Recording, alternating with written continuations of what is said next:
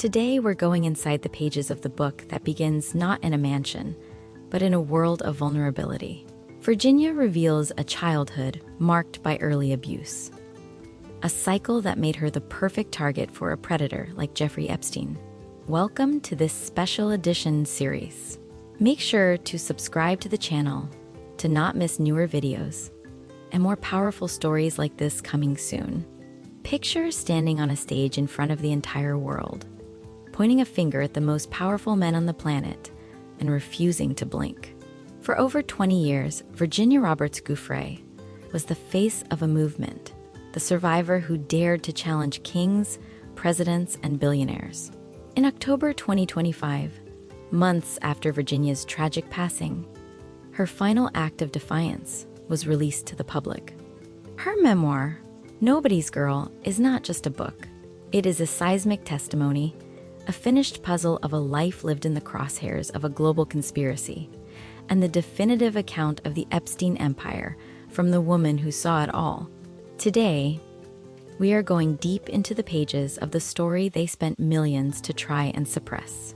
Virginia takes us back to her roots, revealing a history of early abuse that created the very cracks Jeffrey Epstein and Ghislaine Maxwell were experts at exploiting. This is perhaps the most vital part of the book.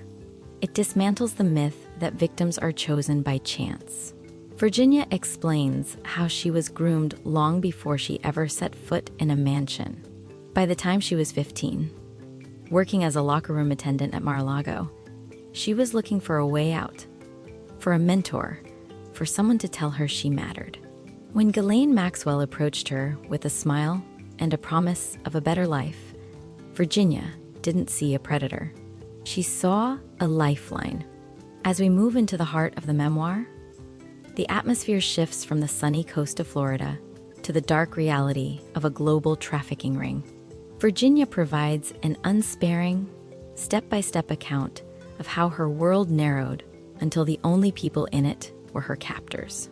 She describes the psychological warfare used to keep her compliant, the mixture of lavish gifts and terrifying threats. She takes us inside the New York townhouses, the London apartments, and the infamous Little St. James Island. She names the names that have been whispered in the halls of power for decades, stripping away the tabloid sensationalism to show the raw fear of a young woman being treated as a commodity by men who thought they were untouchable. But what makes Nobody's Girl different from a true crime expose is Virginia's voice. She writes with a searing honesty about the toll this took on her soul. She doesn't just tell us what happened. She tells us what it felt like to be an object in a world of unimaginable wealth. She details her daring escape at age 19, fleeing to Australia to start a new life, only to realize that the shadows of her past were not so easily left behind. The middle chapters of the book document her transformation from a victim into a warrior. We see the grueling process of the 2021 trial of Ghislaine Maxwell and the immense pressure of the civil suit against Prince Andrew. Virginia pulls back the curtain on the legal system, showing how it is often designed to protect the powerful and exhaust the survivor. The final third of the memoir is where the weight of her journey truly hits home. Written in the years leading up to 2025, these chapters are a meditation on the cost of justice. Virginia speaks openly about the mental health struggles that followed her, the relentless online harassment, and the isolation of being the primary target of a billionaire's legal machine. Yet, even in her darkest moments, her focus remains on advocacy. She discusses the founding of Victims Refuse Silence and her mission to ensure that no other girl would ever have to feel like nobody. She writes with a sense of urgency, as if she knew her time was short and her message needed to be unmistakable. The most haunting part of this book is the epilogue, completed shortly before her death. It is a direct address to the survivors who are still in the shadows. Virginia's final words are a call to action, reminding us that silence is the oxygen that predators breathe. She challenges the reader to look at the structures of power that allowed the Epstein ring to operate for decades in plain sight. She leaves us with a question that lingers long after the book is closed. If we have the power to stop a wrong and we choose to do nothing, how much of that guilt do we carry?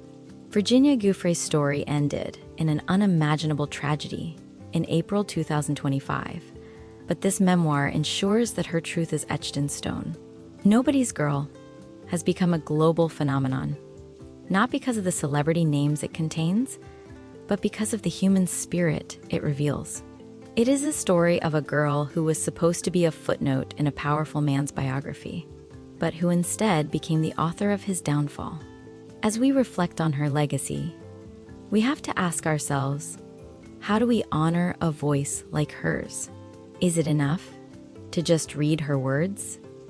Or must we demand the full transparency she fought for until her final breath? Should the remaining names on the Epstein lists finally be exposed to the light of day? Let me know your thoughts in the comments below. This is a difficult conversation, but it is a necessary one. If you believe in the power of truth and the importance of holding the elite accountable, please like and subscribe. By sharing these stories, we make sure that the voices of survivors like Virginia are never silenced again. Thank you for watching and for standing with those who refuse to stay quiet.